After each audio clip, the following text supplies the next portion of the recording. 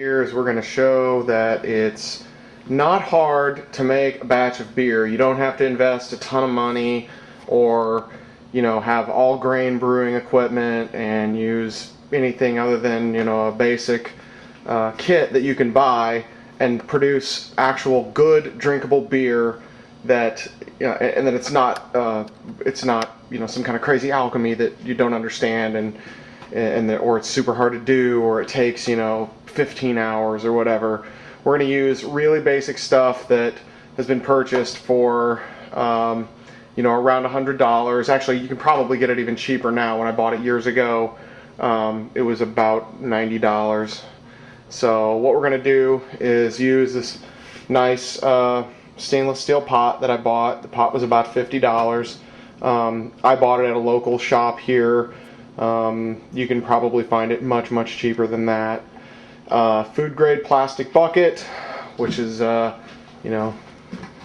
is really clever here. It's the ale pail, and this was just a kit that my wife had bought me a few years ago that had all the basic stuff you needed to make a batch of beer. Some people like to do it in glass. Anymore, I usually do it in glass, but I'm not going to this time because I want to prove that I can make really good beer without doing that. Here is what we're going to do. We're going to make a Oktoberfest lager. I'm not going to correctly lager it, keeping it at specific temperatures and doing all of that stuff. That will definitely make it that's the optimal way to do it. I've made multiple lagers before, keeping them around 65 degrees, which is a little high to lager a beer, and they turned out awesome. They taste great. In fact, I drank all of them. So I got this kit from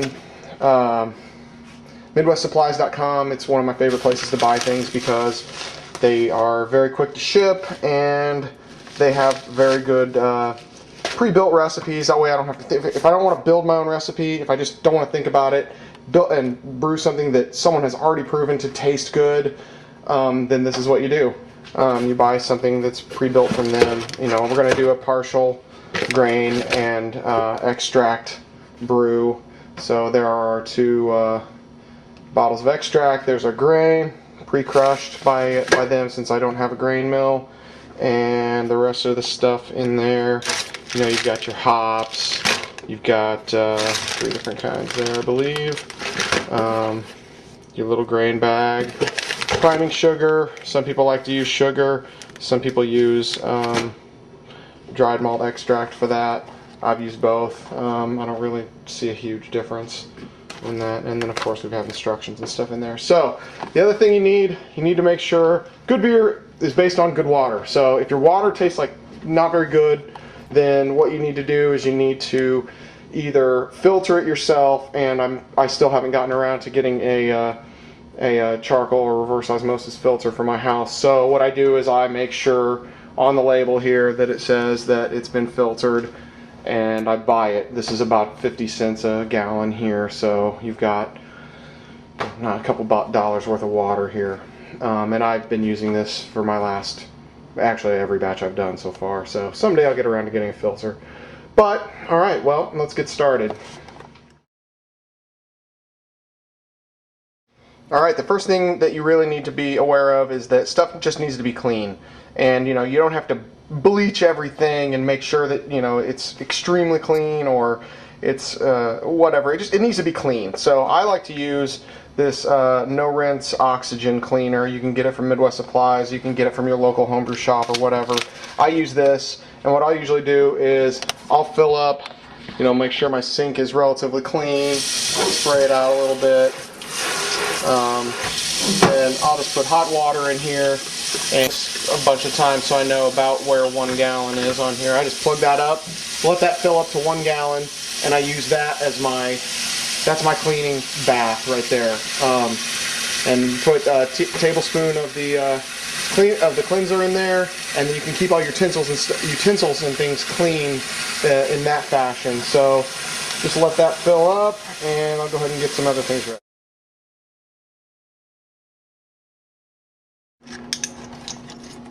So another thing that's really important to do is you have to make sure that your yeast, if you choose to use a liquid yeast, your yeast needs to be warmed up to room temperature before you pitch it. So you take it out of your refrigerator and you either put it in your pocket, walk around for a while, or you go ahead and just let it sit out for a couple of hours. The directions are on the yeast vials. I usually like to use liquid yeast. I don't really know why, but so you let them warm up, and a lot of people like to make a starter for a lager. I'm a path of least resistance kind of guy, so I know that's proper and that's really the way you should probably do it, but I don't do it that way. And like I said, I've never really had any problems. So, you know, I've either been lucky or it just works. Some people are extremely meticulous about making beer. For me, I want it to be a fun experience. I want it to be good, and so I can drink it, and fun.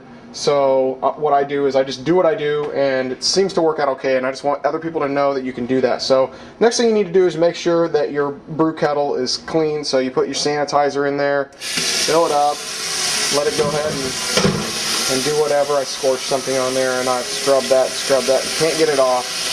And I've made countless batches of beer with that crap on the bottom of the thing. So call me crazy, call me, you know, not good at making beer or whatever, but everybody likes my stuff, and either that or they're just being nice. And I like to drink it, so it tastes good. Traditionally, I think you would make your Oktoberfest around March, and then it would age. I'm just too busy to do that, so I'm making it now. It's July, so it's going to not get time to age as much, but, you know, it'll still be good. Alright, I'll go ahead and clean this out and get some stuff in there to go ahead and sanitize, and we'll get going. So another thing I like to do is I like to reuse my sanitizer.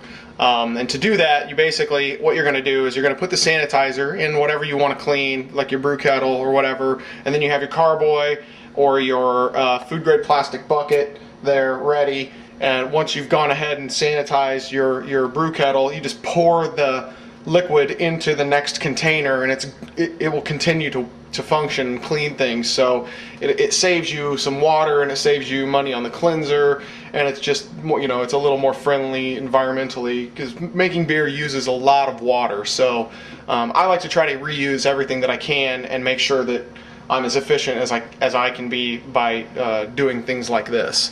So I've gone ahead and cleaned out the brew kettle. Sorry for the bad camera work here. And what I'm going to do is I'm going to put that water in there, and I'm going to clean that with it. So it'll still be good after that, and after I'm done cleaning that out, I'm going to go ahead and put it in here and continue to use it to clean other things as well. So that's how I tend to clean things. It's not some kind of rocket science, and if it was, I wouldn't be able to do it. So, alright. One thing that I found to be a huge pain in the butt is when you're putting the water into the kettle, make sure to take off this ring, because it falls in there and it's a pain in the butt, and it's even more of a pain in the rear when you're putting into that and you've already got your beer made. So then you got to sanitize something, get it out of there, hope that there's no bacteria or whatever on it. Just a big pain in the butt, and that bit me like 3 times. I never had a problem, but it's just a good point for anybody that might run into it later. Make sure to take that off there. So what I'm going to go ahead and do now is I'm going to put a little over 2 gallons of water into the brew kettle, and I'm going to go ahead and let that come to a boil, and then I'm going to put my grains in there. So the bigger the kettle you've got, the better. I couldn't afford a huge one, so what I do is I do a partial boil. Eventually I'll probably do a full boil, but that'll, you know, of course necessitate me getting a larger brew kettle. So I'm going to go ahead and fill that up with probably about 2.5 gallons of water. Probably lose, you know, 1/4 gallon in boiling. So I'll put 2.5 in there. The more you can, like I said, the more you can boil, the better. But don't overfill it, because you need at least a gallon headspace, or because boilovers are messy and your wife will kick your butt if you get crap all over your kitchen, as I learned. So a little couple bits of advice there. So I'm going to go ahead and fill that up and get the boil going. So I have the advantage of having a dual sink kitchen. So one of the things that's really, really handy if you're using LME or liquid malt extract is if you get it very, very warm before you need to pour it. So what I like to do, like I said, it's nice because I can have a sanitizing one and a one to heat up the LME, is I get that water going as hot as I can, and I put that malt extract in there, and I just let it sit while the water is over here coming to a boil, and possibly having the grains and stuff in it, which I'm going to add in just a second. This is preparing over here. So there's a little multitasking that I like to do because I'm often crunched for time, or I'm probably hurrying through it when I shouldn't be, but I like to multitask. It keeps me busy.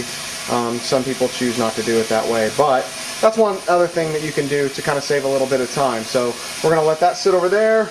We can look at this.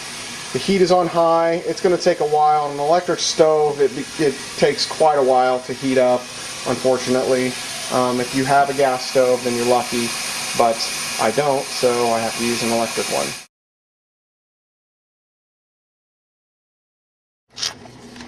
Scientific about it, I have chosen to use a simple candy thermometer. Make sure it's nice and sanitized. It's clean. I keep it in my kitchen.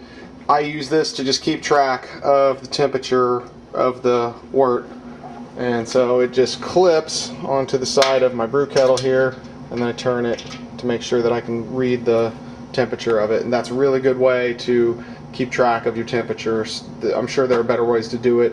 That costs about $3, so I bought it. Some people also think you have to have a ton of room or whatever to make beer. I'm using my kitchen, which is not the biggest kitchen in the world. It's a decent size. As you can see, I'm able to make beer in here, without much problem. So you don't have to have a ton of space to make beer.